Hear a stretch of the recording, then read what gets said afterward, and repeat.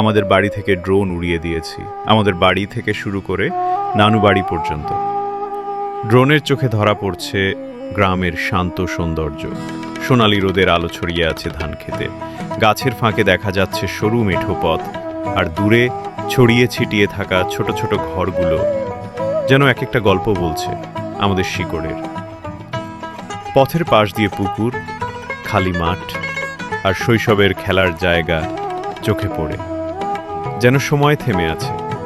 সবকিছু নিঃশব্দে বলে যাচ্ছে হাজারো স্মৃতির গল্প। আর অবশেষে আমরা পৌঁছে গেছি আমাদের নানু বাড়ি। সেই চেনা উঠোন, পরিচিত গাছ আর শৈশবের হাসি আনন্দে ভরা সেই প্রিয় ঘর।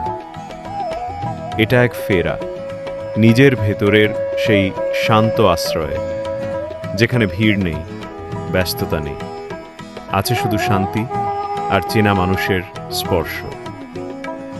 এখানে এসে বুঝি ভালোবাসার আসল মানে কতটা নির্ভর আর নিঃশব্দ।